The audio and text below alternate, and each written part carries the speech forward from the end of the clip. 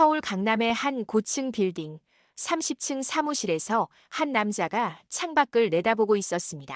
밤 11시가 넘은 시각이었지만 그의 책상 위에는 여전히 서류 더미가 쌓여 있었습니다. 강태준, 그는 태준건설의 전무이자 회장의 외아들이었습니다. 직원들은 그를 킬러라고 불렀습니다. 사업에서 단 1%의 손해도 용납하지 않는 냉혹함 때문이었습니다. 계약서 한 장, 숫자 하나에도 칼날처럼 예리한 그였습니다. 그날도 그는 새벽 2시까지 일했습니다. 다음 날 예정된 재개발 사업 최종 점검 때문이었습니다. 이번 사업은 회사 운명이 걸린 10년 만의 대형 프로젝트였습니다. 총 800억 원 규모의 주택 재개발 사업이었습니다. 태주는 서류를 덮으며 작게 한숨을 쉬었습니다. 내일이면 끝이다. 그의 목소리는 피곤했지만 단호했습니다. 하지만 그는 몰랐습니다. 바로 그 현장에서 모든 것이 뒤집힐 거라는 사실을 말이죠. 그의 차가운 이미지, 완벽주의자라는 평판, 그리고 킬러라는 별명이 어떤 오해를 불러올지 전혀 예상하지 못했습니다. 다음 날 아침 7시, 태주는 현장으로 향했습니다. 검은색 벤츠가 먼지 날리는 공사장 입구에 멈춰 섰습니다.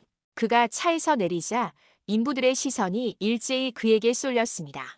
깔끔한 네이비 수트, 반짝이는 구두, 그리고 무표정한 얼굴이었습니다. 전무님 오셨습니다.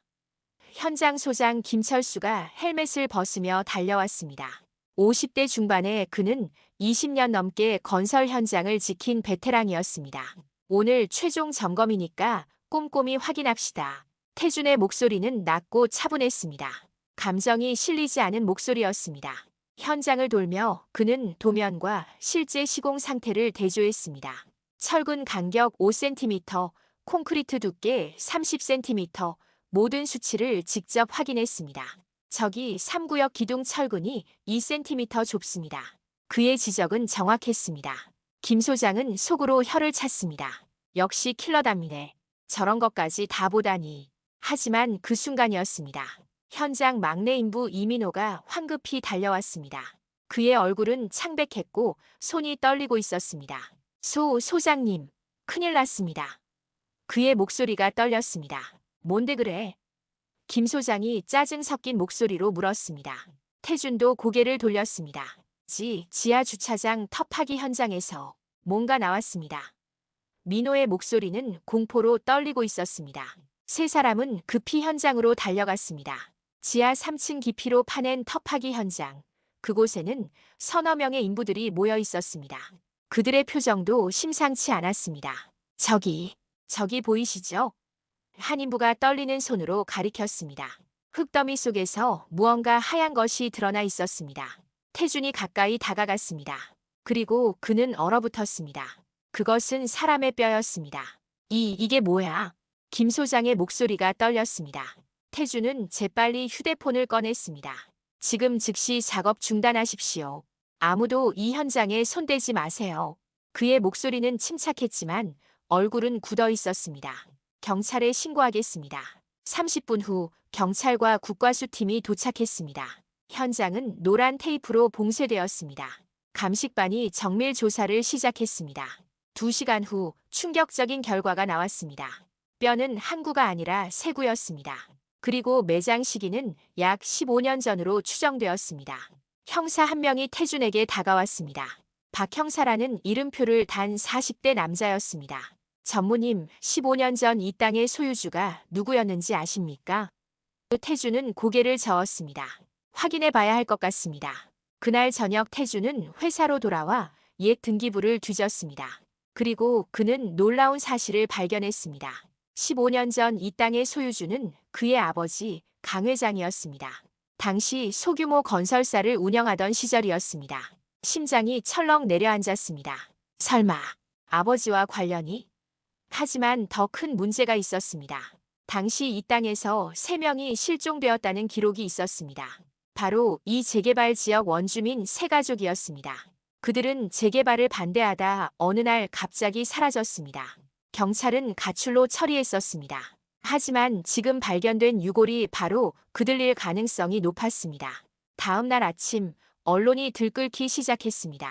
태준건설 현장서 3구 유골 발견. 15년 전 실종 사건과 연관성은 기사 제목들이 쏟아졌습니다. 그리고 더 자극적인 기사가 나왔습니다. 킬러 전무 실종 사건 배후 의혹 태준 건설. 15년 전에도 강제 철거 논란 직원들이 붙인 별명. 킬러가 이렇게 독이 될 줄 누가 알았겠습니까? 인터넷 댓글은 난리가 났습니다. 역시 재벌은 다르네. 사람 목숨도 장난감인가? 저 차가운 표정 좀 봐. 뭔가 숨기는 게 분명해. 부잣집 도련님이 킬러라더니 진짜였네. 사흘 후 태주는 경찰서에 출두했습니다. 참고인 조사라고 했지만 사실상 피의자 대우였습니다. 형광등 아래 딱딱한 의자에 앉아 그는 몇 시간째 조사를 받았습니다. 15년 전 귀하의 아버지가 이 땅을 매입할 당시 원주민들과 분쟁이 있었습니다. 박 형사가 서류를 펼쳤습니다. 당시 세 가구가 이주를 거부했고요. 그들이 바로 실종자들입니다. 태주는 침착하게 대답했습니다. 저는 당시 고등학생이었습니다. 회사 일에 관여한 적 없습니다. 그럼 아버님은요? 강 회장님께서는 이 일을 아실 텐데요. 형사의 눈빛이 날카로워졌습니다. 아버지는 지금 병원에 계십니다. 3년 전 뇌졸중으로 쓰러지셔서 의식이 없습니다. 태준의 목소리가 조금 떨렸습니다. 실제로 그의 아버지는 3년 전부터 중환자실에 있었습니다. 그래서 태준이 이른 나이에 전무 직책을 맡게 된 것이었습니다. 그렇다면 당시 현장 소장이나 직원들은 어디 있습니까? 대부분 연락이 끊겼거나 사망했습니다. 15년이면 긴 시간이니까요. 조사는 밤 11시까지 이어졌습니다. 태준이 경찰서를 나왔을 때 기자들이 우르르 몰려들었습니다. 플래시 세례가 쏟아졌습니다. 전무님, 유골이 실종자들 맞습니까? 아버님께서 관련이 있습니까? 회사 입장은 뭡니까? 태주는 아무 말도 하지 않았습니다. 고개를 숙인 채 차에 올라탔습니다. 그의 침묵은 더 큰 의혹을 낳았습니다. 다음 날 회사는 난리가 났습니다. 주가는 30% 폭락했습니다. 협력 업체들이 계약 해지를 통보했습니다. 10여 개 현장이 동시에 중단되었습니다. 이사회가 긴급 소집되었습니다. 전무님, 이번 사태에 대한 책임을 지셔야 합니다. 한 이사가 차갑게 말했습니다. 현장 책임자로서 당연히 책임지겠습니다. 태준이 고개를 숙였습니다. 하지만 진실은 밝혀져야 합니다. 진실? 또 다른 이사가 비웃듯 말했습니다. 지금 여론은 이미 회사를 범죄 집단으로 몰고 있습니다. 진실 따위는 중요하지 않아요. 회의는 결론 없이 끝났습니다. 태준은 텅 빈 사무실로 돌아왔습니다. 책상 위에는 사직서가 놓여 있었습니다. 핵심 직원 5명이 동시에 제출한 것이었습니다. 그는 의자에 깊이 앉았습니다. 창밖으로 서울 야경이 보였습니다. 한 달 전만 해도 그는 이 도시에 성공한 젊은 사업가였습니다. 하지만 지금은 살인 의혹을 받는 피의자였습니다. 집에 돌아온 그는 아무것도 먹지 못했습니다. 어머니가 걱정스럽게 물었습니다. 태준아, 괜찮겠니? 괜찮습니다, 어머니. 저는 아무것도 한 게 없어요. 하지만 그의 목소리는 확신이 없었습니다. 왜냐하면 그도 모르는 과거가 있었기 때문입니다. 아버지가 의식 없이 누워있는 지금 진실을 알 방법이 없었습니다. 일주일이 지났습니다. 태준은 집과 회사, 경찰서를 오가는 생활을 했습니다. 언론의 관심은 여전했고 여론은 악화일로였습니다. 어느 날 오후 그의 휴대폰이 울렸습니다. 모르는 번호였습니다. 여보세요? 강태준 전무님이십니까? 낯선 여자 목소리였습니다. 나이든 목소리였습니다. 네, 그런데 누구십니까? 저는 박순자라고 합니다. 15년 전 그 재개발 지역에서 식당을 했던 사람입니다. 태준의 심장이 두근거렸습니다. 지금 어디 계십니까? 만나 뵐 수 있을까요?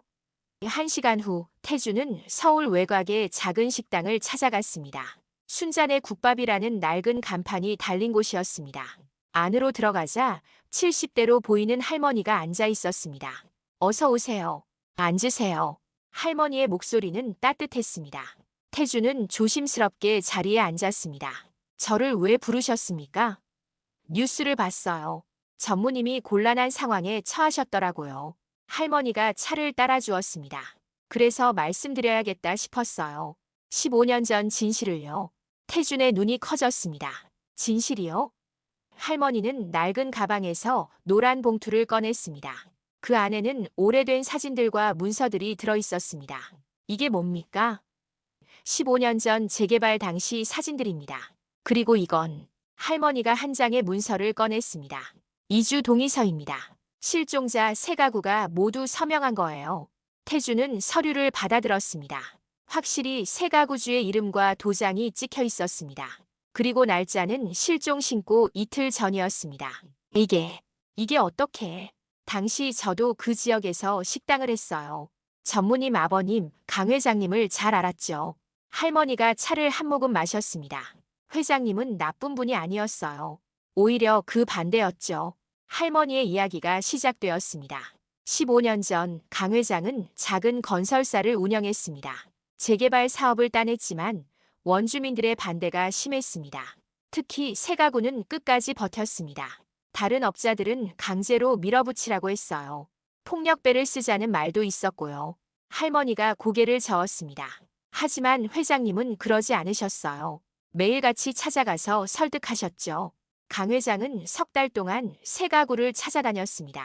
이주 비용을 2배로 올려주고 새집 계약금도 대신 내주었습니다. 심지어 병원비와 학비까지 지원했습니다. 세 가구 중 한 집은 할아버지가 중병이었어요. 회장님이 큰 병원으로 옮겨드리고 수술비까지 댔죠. 또 한 집은 빚이 많았는데 그것도 다 갚아주셨어요. 할머니의 눈에 눈물이 맺혔습니다. 그렇게 해서 세 가구 모두 동의했어요. 그리고 새로운 곳으로 이주했죠. 그런데 왜 실종 신고가 됐습니까? 태준이 급하게 물었습니다. 그게 할머니가 한숨을 쉬었습니다. 이주 직후에 사기를 당한 거예요. 할머니의 설명은 계속되었습니다. 세 가구는 이주 비용을 받아 새로운 지역으로 떠났습니다.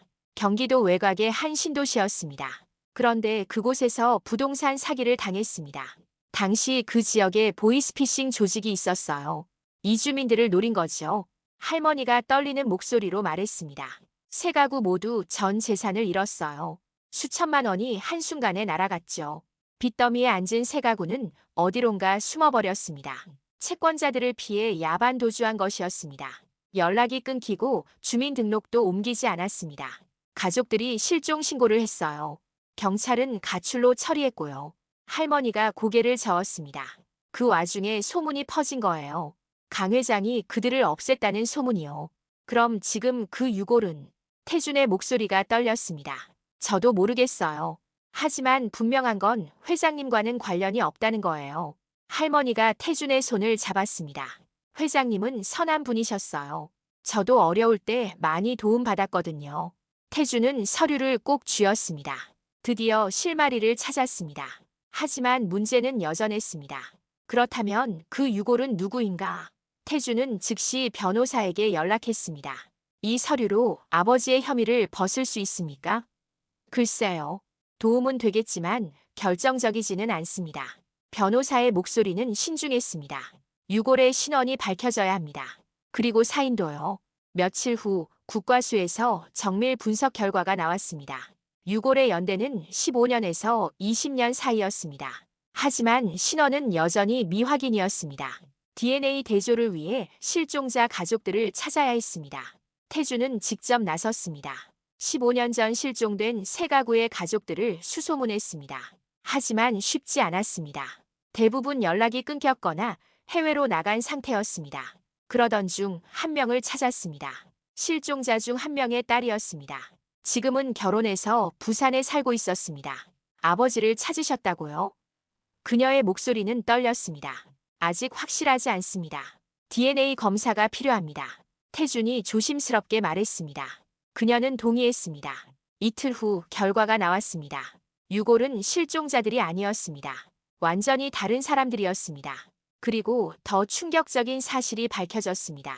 유골들은 30년 전 매장된 것으로 추정되었습니다. 그 시기는 이 땅이 공동묘지였던 때였습니다. 공동묘지? 태준이 놀라 물었습니다. 네, 정확히는 무연고 묘지였습니다. 국과수 직원이 설명했습니다. 70년대에 조성된 곳인데 90년대에 이장 작업을 했어요. 하지만 일부는 미처 옮기지 못했던 것 같습니다. 진실이 밝혀지는 순간이었습니다. 하지만 언론은 달랐습니다.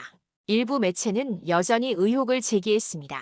유골 신원 불명, 의혹은 여전 국과수 결과, 조작 가능성은 특히 경쟁사 소속으로 알려진 한 기자가 집요하게 물고 늘어졌습니다.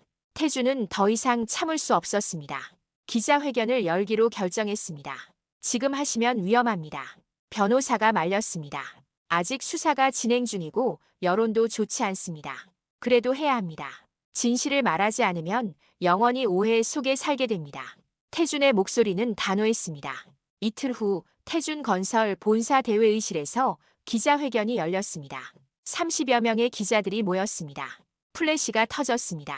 태준은 단상에 섰습니다. 그의 손에는 할머니가 준 서류 사본이 들려 있었습니다. 먼저 국민 여러분께 심려를 끼쳐 죄송합니다. 그가 깊이 고개를 숙였습니다. 오늘 이 자리는 진실을 말씀드리기 위해 마련했습니다.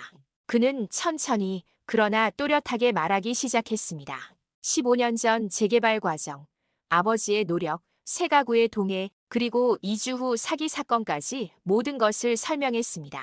여기 2주 동의서가 있습니다. 새 가구 모두 자발적으로 서명했습니다. 서류가 스크린에 크게 떴습니다. 그리고 국과수 최종 감정 결과입니다. 6월은 실종자들이 아닙니다. 또 다른 서류가 화면에 나타났습니다. 70년 전 공동묘지 시절 미의장 6월로 확인되었습니다. 기자들이 웅성거렸습니다. 그러나 한 기자가 손을 들었습니다. 경쟁사 쪽 인물이었습니다. 그렇다면 왜 진작 해명하지 않으셨습니까? 의도적으로 숨긴 것 아닙니까? 날카로운 질문이었습니다. 태주는 잠시 침묵했습니다. 그리고 솔직하게 대답했습니다. 저도 몰랐습니다. 당시 저는 고등학생이었고 회사 일을 전혀 모르던 시절이었습니다. 그의 목소리에 진심이 담겼습니다. 아버지는 지금 의식이 없으십니다. 3년째 중환자실에 계십니다. 목소리가 약간 떨렸습니다. 그래서 과거를 알 방법이 없었습니다. 하지만 박순자 할머니께서 용기를 내어 증언해 주셨고 덕분에 진실을 밝힐 수 있었습니다. 그는 할머니를 단상으로 모셨습니다. 할머니는 떨리는 목소리로 증언했습니다. 강 회장님은 좋은 분이셨어요. 주민들을 강제로 내쫓지 않으셨어요. 할머니의 눈에 눈물이 고였습니다. 오히려 2주 비용을 2배로 올려주시고 병원비, 학비까지 지원하셨죠. 그런 분이 사람을 해칠 리 없어요. 기자들의 표정이 달라지기 시작했습니다. 태주는 다시 마이크 앞에 섰습니다. 저는 이 사건을 통해 많은 것을 배웠습니다. 그의 목소리가 차분해졌습니다. 제가 킬러라는 별명으로 불렸던 것을 압니다. 일에만 몰두하고 사람을 차갑게 대했던 제 모습을 반성합니다. 그는 깊이 숙였습니다. 하지만 진짜 킬러는 소문과 편견입니다. 확인되지 않은 의혹이 한 사람의 인생을 얼마나 파괴하는지 이번에 뼈저리게 느꼈습니다. 회의실이 조용해졌습니다. 앞으로 태준건설은 투명하게 운영하겠습니다. 모든 과정을 공개하고 주민들과 소통하겠습니다. 그는 또 한 번 허리를 굽혔습니다. 긴 시간 들어주셔서 감사합니다. 기자회견은 1시간 넘게 이어졌습니다. 기자회견 다음 날 언론의 논조가 바뀌었습니다. 태준건설 오해였다. 15년 전 진실 밝혀져 킬러 아닌 희생자. 강태준 전무 눈물의 해명 재개발 갈등 아닌 선의의 2주 지원 댓글 반응도 달라졌습니다. 너무 억울하셨겠다. 미안합니다. 진실도 모르고 비난한 제가 부끄럽네요. 언론이 사람 잡는 거 봤습니다. 주가는 회복세로 돌아섰습니다. 한 주 만에 20% 상승했습니다. 중단됐던 현장들도 재개되었습니다. 협력 업체들이 다시 연락해왔습니다. 하지만 태준에게 가장 중요한 것은 따로 있었습니다. 실종자 새 가구를 찾는 일이었습니다. 그는 사설 탐정을 고용했습니다. 2개월간의 추적 끝에 새 가구 모두를 찾아냈습니다. 한 가구는 부산에서 치킨집을 운영하고 있었습니다. 또 한 가구는 강원도에서 민박집을 하고 있었습니다. 마지막 가구는 캐나다로 이민을 갔습니다. 태준은 그들을 모두 만났습니다. 15년 전 일로 얼마나 고생하셨습니까? 그가 깊이 고개를 숙였습니다. 저희 회사가 직접적 책임은 없지만 도의적 책임을 느낍니다. 그는 구체적인 보상안을 제시했습니다. 첫째, 사기로 잃은 금액 전액 배상이었습니다. 가구당 평균 3천만 원이었습니다. 둘째, 추가 위로금으로 각 가구에 2천만 원을 지급했습니다. 셋째, 자녀들의 대학 학비 전액 지원이었습니다. 총 5억 원 규모의 보상이었습니다. 이럴 필요까지는. 한 가구주가 눈물을 흘렸습니다. 아닙니다. 저희가 해야 할 일입니다. 태준이 단호하게 말했습니다. 아버지께서 선의로 시작한 일이었습니다. 그 마음을 저도 이어가고 싶습니다. 세 가구는 감사의 뜻을 표했습니다. 그들은 기자회견을 열어 오해를 풀어주었습니다. 강 회장님은 은인이셨습니다. 저희를 강제로 내쫓지 않으셨어요. 이주 비용도 넉넉히 주시고 새 출발을 도와주셨죠. 그런 분을 의심한 저희가 죄송합니다. 뉴스는 이 이야기를 크게 다뤘습니다. 그리고 태주는 박순자 할머니를 다시 찾아갔습니다. 할머니 정말 감사합니다. 할머니가 아니었다면 됐어요. 당연한 일을 했을 뿐이에요. 할머니가 손을 저었습니다. 하지만 태주는 준비한 봉투를 꺼냈습니다. 이건 감사의 표시가 아니라 새로운 시작을 위한 투자입니다. 봉투 안에는 5천만 원 수표가 들어있었습니다. 할머니 식당이 너무 낡았어요. 새로 단장하시고 편하게 장사하세요. 어머, 이걸 어떻게? 할머니가 눈물을 글썽였습니다. 그리고 이건 태준이 또 다른 서류를 꺼냈습니다. 재개발 지역의 상가 한 칸을 할머니 명의로 해드렸습니다. 할머니는 말을 잇지 못했습니다. 이 정도는 해드려야 제 마음이 편합니다. 태준이 활짝 웃었습니다. 할머니는 태준을 꼭 안았습니다. 6개월이 흘렀습니다. 재개발 사업은 성공적으로 마무리되었습니다. 새 아파트 단지가 완공되었고 분양률은 98%를 기록했습니다. 회사는 예상보다 30% 높은 수익을 냈습니다. 하지만 태준의 관심은 다른 곳에 있었습니다. 아파트 단지 입구 새로 문을 연 순잔의 국밥이었습니다. 5천만 원으로 식당을 리모델링한 할머니는 지금 젊은 직장인들에게 인기 만점이었습니다. 오늘 점심은 여기서 먹을까? 태준이 현장 소장 김철수에게 물었습니다. 좋죠. 할머니 국밥이 최고입니다. 둘은 식당으로 들어갔습니다. 깨끗하게 단장된 내부, 따뜻한 조명, 그리고 벽에 걸린 사진들이 눈에 들어왔습니다. 15년 전 재개발 당시 사진들이었습니다. 그 중에는 젊은 강 회장의 모습도 있었습니다. 주민들과 악수하고 아이들에게 과자를 나눠주는 모습이었습니다. 아버지는 좋은 분이셨구나. 태준이 중얼거렸습니다. 그때 할머니가 국밥을 가져왔습니다. 맛있게 드세요. 할머니 장사 잘 되시죠? 덕분에 너무 잘 돼요. 손님이 너무 많아서 직원도 2명 뽑았어요. 할머니가 환하게 웃었습니다. 다 전무님 덕분이에요. 아닙니다. 할머니 실력 덕분이죠. 태준도 웃었습니다. 그의 얼굴에서 차가운 인상은 사라졌습니다. 이제 그는 더 이상 킬러가 아니었습니다. 직원들은 그를 사장님이라고 불렀습니다. 따뜻한 존칭이었습니다. 저녁이 되어 태준은 병원으로 향했습니다. 중환자실에 누워있는 아버지를 보기 위해서였습니다. 아버지, 오늘도 다녀갑니다. 그는 아버지 손을 잡았습니다. 아버지가 하신 일들이 얼마나 대단했는지 이제야 알았어요. 목소리가 떨렸습니다. 저도 아버지처럼 살겠습니다. 사업도 중요하지만 사람이 더 중요하다는 걸 배웠어요. 아버지의 손이 아주 약하게 움직였습니다. 의식은 없지만 아들의 목소리를 느끼는 듯 했습니다. 아버지 사랑합니다.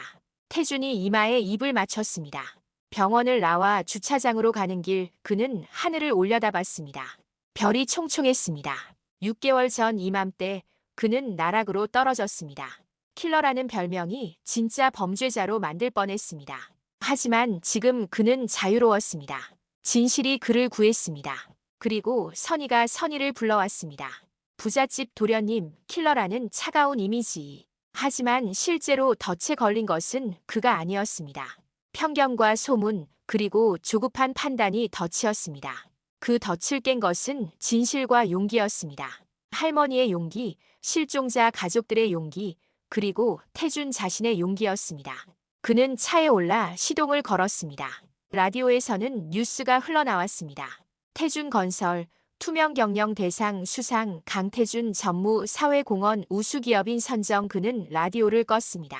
상은 중요하지 않았습니다. 중요한 것은 매일의 선택이었습니다. 사람을 대하는 태도, 일을 대하는 자세, 그리고 책임을 지는 용기였습니다. 집으로 가는 길 그는 순잔의 국밥 앞을 지나쳤습니다. 아직도 손님들이 북적였습니다. 따뜻한 불빛이 새어나왔습니다. 그 빛을 보며 태준은 미소 지었습니다. 그리고 생각했습니다. 이게 진짜 성공이구나. 돈이나 명예가 아니라 누군가에게 따뜻한 빛이 되어주는 것. 그것이 진짜 성공이라는 걸 그는 이제 알았습니다. 차는 천천히 집을 향해 달렸습니다. 서울의 밤은 여전히 화려했지만 태준의 마음은 그 어느 때보다 평온했습니다. 그는 더 이상 킬러가 아니었습니다. 그는 이제 사람을 살리는 사람이었습니다. 구독과 좋아요, 알림 설정으로 더 많은 감동 스토리를 만나보세요. 여러분의 응원이 큰 힘이 됩니다. 댓글로 오늘 이야기에 대한 생각을 들려주세요. 편견 없이 사람을 바라본 경험이 있으신가요?